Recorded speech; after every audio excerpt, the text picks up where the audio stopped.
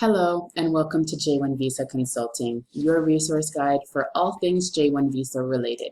My name is Avery, and I am an immigration specialist with over 7 years of experience in J-1 Visa programming and cultural exchange programs. In this video, I'll be talking all about the College and University Student Program, one of the 15 different categories of the J-1 Visa program. If you have a question about any of the content in this video, feel free to leave a comment below or check me out at j1visaconsulting.com. So let's begin. I'll start with information about the program. So the College or University Student Program allows foreign nationals to study at a U.S. college or university for a maximum of 24 months, which is 2 years. They can also participate in a student internship that is related to their field of study and fulfills the objectives of the degree program in their home country. So for example, if you are a marketing student where your major is marketing and you want to have a marketing internship, that's perfectly fine. If you wanted to have an internship that was in a completely different field, that would not be permitted. It does have to correlate with what you're studying, and it has to make sure that you are on the path to receiving a degree in your home country. Foreign nationals can also study in degree granting programs and non-degree granting programs as well. So it doesn't have to end with a degree at the end of the program.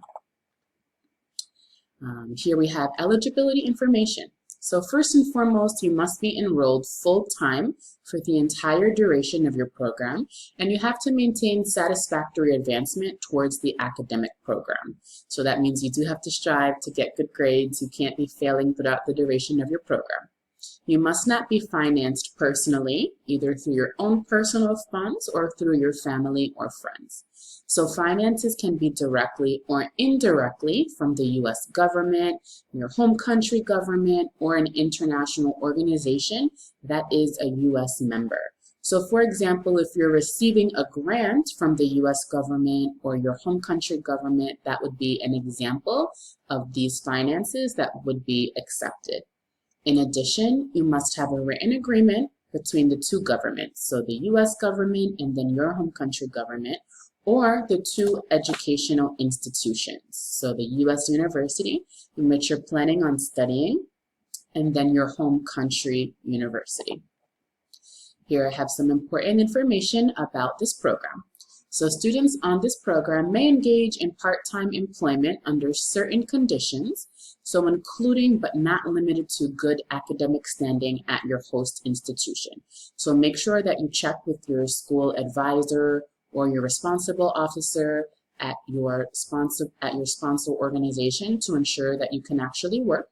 You can also partake in paid or non-paid academic training with the approval of, again, your either academic dean, the advisor, or the sponsor's responsible officer. So make sure to check with all of these parties before you take on either a part-time job or an academic training. Repeat participation is allowed on this program, so you can return home and then do it again. Here I have some J-1 Visa essentials. So for all J-1 programs, you must be a foreign national with supporting documentation of education and or relevant work experience. In this instance, you would probably be required to show your proof of enrollment at your current university along with transcripts. You must also show proof of financial means to support yourself while in the U.S. So in this category, you're not necessarily working, so you do have to show that you can support yourself while you're here. This could also be through your parents as well or family members. You must not show any immigrant intent, as this is a non-immigrant visa. So if it's your dream to live in America for a long time or potentially become a citizen, this would not be the visa for you. And as always, you must not displace an American worker. So that's it for this category. If you have any questions, feel free to leave a comment below. And don't forget to subscribe to my channel to stay up to date and in the know for all things J-1 Visa. So until next time.